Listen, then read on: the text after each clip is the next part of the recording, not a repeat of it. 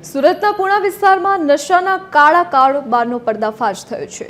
SOG પોલીસે બાતમીના આધારે દરોડા પાડીને ઘાતક એમડી ડ્રગ્સ બનાવતી આખી લેબ ઝડપી પાડી છે। પોલીસની આ કાર્યવાહીમાં 3 શખ્સોની ધરપકડ કરવામાં આવી છે। આ શખ્સો શહેરમાં જ ડ્રગ્સ બનાવીને વેચાણ કરતા પોલીસે લાખોનો મુદ્દામાલ જપ્ત કરી ડ્રગ્સ માફિયાઓના આ મોટા રેકેટના મોડ સુધી પહોંચવા વધુ તપાસ હાથ ધરી છે। सूरत एसओजी पुलिस द्वारा जे प्रकारे एमनी ड्रग्स बनावती जे आखी लेब है ते पकड़ी पाडवामां आवी हती। मारी पाछळना दृश्यो जोई शकाय छे। जे आ लेब हती ते लेब जे छे ते एसओजी द्वारा रेड करीने झड़पी पाडवामां आवी छे। आ पूना विस्तारनी जे पोलारिस मॉल छे तेनी अंदर एक लेब आवेली छे अने ते ज लेबनी अंदर आ प्रकारे आखुं जे विभाग छे तेनी अंदर आ प्रकारे एमडी ड्रग्स छे ते बनाववामां आवतुं हतुं अने एसओजी जे छे तेमना द्वारा बातमीना आधारे आ आरोपी जे छे 3 तेमनी धरपकड़ करवामां आवी छे। महत्वनुं कही शकाय के जे प्रकारे आ लेब जे छे ते आटला ज विस्तारमां चलाववामां आवती हती। साथे साथे जोई शकाय छे जे प्रकारे तमाम जे तेनुं मटीरियल छे ते पण अहींया जोई शकाय छे। एसओजी पोलीसे आ तमाम जे ड्रग्स बनाववामां वपराती जे वस्तु छे ते जप्त करी छे। साथे साथे 3 लोको जे छे ते पण आ लेबनी अंदर हता, परंतु आ एमडी ड्रग जे छे ते बनाववानुं कोना इशारे काम चालतुं हतुं तेने लईने अहींया जे प्रकारे लेबना जे मालिक छे तेमनी साथे वात करीशुं।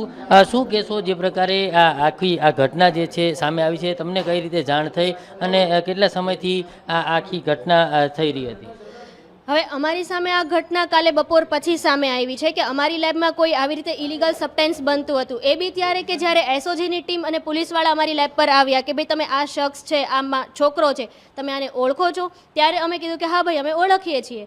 તો પ્રોબ્લેમ શું થયો છે? ત્યારે અમને એસઓજીની ટીમે કીધું કે ભાઈ આવી રીતે તમારી લેબમાં એમડી કરીને કોઈ ઇલીગલ સબસ્ટેન્સ છે તે બનતું હતું। આપણને એનો કોઈ આઈડિયા જ નહોતો। એ લોકો અહીંયા આવ્યા તો એને જે પ્રૂફ્સ માંગ્યા, સીસીટીવી માંગ્યા, આપણે બધું એને પ્રોવાઈડ પણ કરી આપ્યું। તમને આ વ્યક્તિને તમે અગાઉ ઓળખતા હતા જે આ લેબમાં કામ કરવા આવ્યો હતો? બ્રિજેશ કરીને જે છોકરો છે એને આપણે નહોતા ઓળખતા। આપણે જનક જાગાણીનો જે રેફરન્સ છે, જનક જાગાણી કરીને જે છોકરો છે જેના રેફરન્સથી આપણે બ્રિજેશને અહીંયા રાખ્યો હતો, આપણે જનકને ઓળખીએ છીએ। કઈ રીતે? તો કે કોલેજમાં મારી જોડે 3 વર્ષે જોડે હતો। હવે ફ્રેન્ડશિપ છે અને એ કોઈ આરએનડીનું કામ, અમે સેમ બેકગ્રાઉન્ડથી છીએ, તો ભાઈ પ્રોડક્ટ ડેવલપ કરે છે। મને એવી જાણ કરવામાં આવી હતી કે અમે 22 કિલોમીટર કેમ દૂર જઈએ છીએ, તો 22 કિલોમીટર દૂર જઈએ તો અમારું પેટ્રોલ બી બગડે છે, પ્લસ અમારો ટાઈમ બી બગડે છે।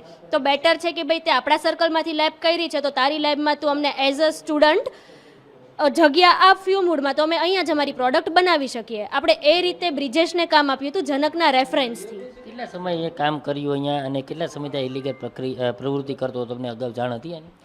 અમને બિલકુલ જ જાણ નહોતી। 1 નવેમ્બરથી આપણે એનો લેટર બનાવેલો હતો કે ભાઈ 1 નવેમ્બરથી આપણે એને અહીંયા રાખ્યો છે, બટ 1 નવેમ્બરથી ડિસેમ્બર અને આ જાન્યુઆરી આટલા મહિનામાં એ 4 જ દિવસ આપણી લેબ પર આવ્યો છે।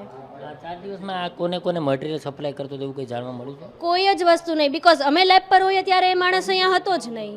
રેરલી એવું બન્યું છે કે 1-2 વાર ફેસ ટુ ફેસ અમે એને મળ્યા છીએ। આ જનક ક્યાં છે? જનક લંડન।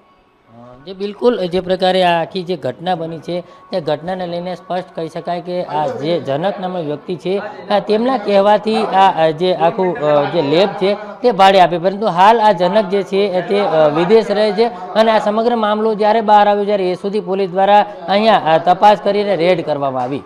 કેમેરામેન જયેશ મિસ્ત્રી સાથે દિવેશ પરમાર, TV13 સુરત।